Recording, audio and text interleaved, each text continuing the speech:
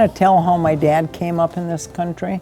He was the first white man to come and live with the Indians up here. And he came in 1909 as a helper for a man who thought there were precious metals up here.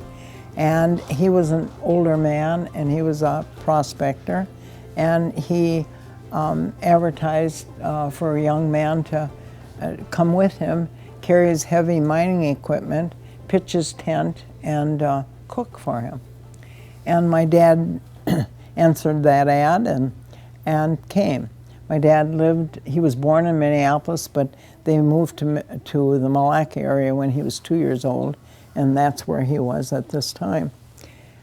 And they came, there was no road to Grand Marais. They came by boat, the America, and they just walked up to the Gunflint Trail, up Maple Hill and above Headstrom's there.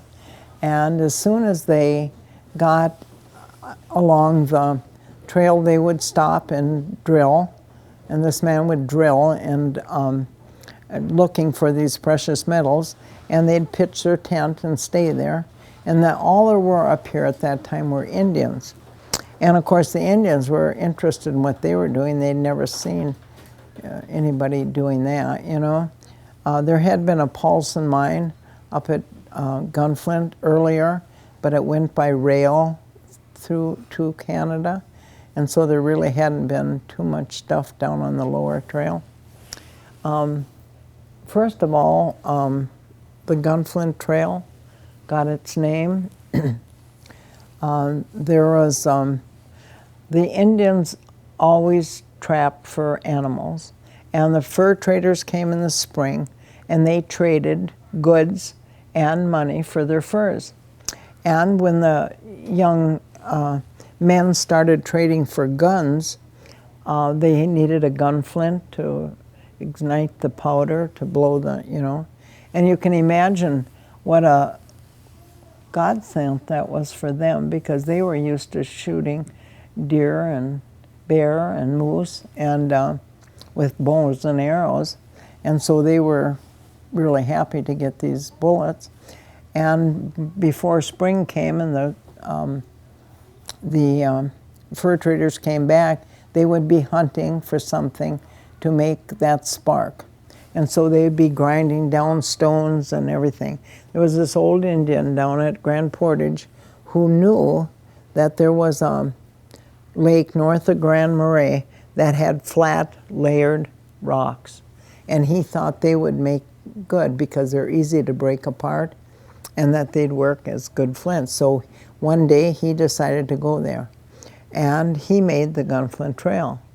And he went to Gunflint, where this flat stones are, and he brought them back, and they worked wonderfully. And so now all the young Indians, when they were looking for flints, they would go and walk up this trail to Gunflint and get them. And so they started calling it the Gunflint Trail. And so when people started coming up here, it never changed. They always called it the Gunflint Trail. Anyway, when my dad came, they never found any precious metals. But the Indians told my dad about all the furs that they got. My dad trapped around Lake Mille Lacs, and so he was really interested. And of course, he just fell in love with the country, you know, beautiful lakes. And they spent the whole summer here. They never found any precious metals, any gold or silver, but my dad absolutely lost his heart. And the Indians invited him to come and live with them. They live in a tent all year, and they trap, and they make all this money. And so my dad decided to do that. So he goes back to Malacca, and he was trained as a carpenter. And so now he's working, trying to save money to make enough to buy a tent and a sleeping bag and some warm clothes and some traps. It took him 2 years to do that. And now he finally had enough money to buy all that. And he asked my mom to marry him. My mom worked in the Malacca Hotel, but my mother said, oh, I don't think I could live in a tent, but if you build a cabin, I'll come. So my dad came up here and lived with the Indians, and the Indians said that he became a better Indian than most of them.